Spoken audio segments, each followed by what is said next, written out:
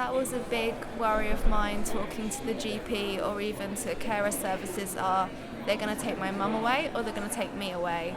And that's a huge fear. And I think the thing is, what you see on television, what you read isn't necessarily the truth. It's extreme circumstances that would lead to you being taken away. And it doesn't really work like that. You might go to a family member or a friend, you might just get respite, or they will work with you. No one's going to work against you. But you have to be honest if you want to get help, and that's a really hard thing. But I think also because most people either don't understand what a young carer is, and even if they think they do, they don't sort of put young carer and mental health together. People aren't making that connection that yes, you look like you're coping or you've been doing this for X amount of years, but it doesn't mean it's getting any easier, and it doesn't mean you're not struggling. And I think that's the big thing, is it shouldn't just be a tick box, are you a young carer? Yes, okay, we've got that on our record and nothing happens from that. It's actually saying, like my GP now will say, how are you? And then she'll look at me and say, how are you really? And then she'll always ask, how is home? It takes 2 minutes for her to ask those questions, but I leave feeling heard and I've had someone to talk to.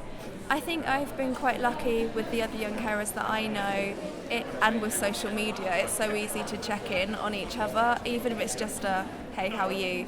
Even if that person takes 3 days to reply, because sometimes that happens, it's knowing that someone has cared enough to send you that message and that they understand.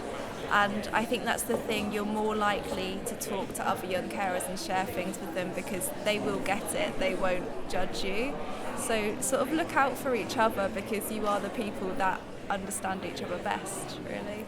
So I applied for a disabled students allowance when I came here, which then enabled me to get a mental health advisor at uni. That sort of means someone who will check in on me and my well-being each week, see how I'm coping with lectures and the sort of uni work, just navigating my way around the campus. If I need to liaise with people, she can start that conversation or she can help me to do that. The same with Assist. We've got people who will help if you've got dyslexia, dyspraxia, everything like that. You get one-to-one support for that. We've got a financial guidance team. There's a carer's bursary here, so you can get up to £1,000 a year to help you financially. There is so much here, which is great, but then it's looking outside to the community and thinking, but there isn't really anything outside of Northamptonshire carers that is really being offered. I know there's the Lowdown, and they're great with counselling, and that's more open-ended than some.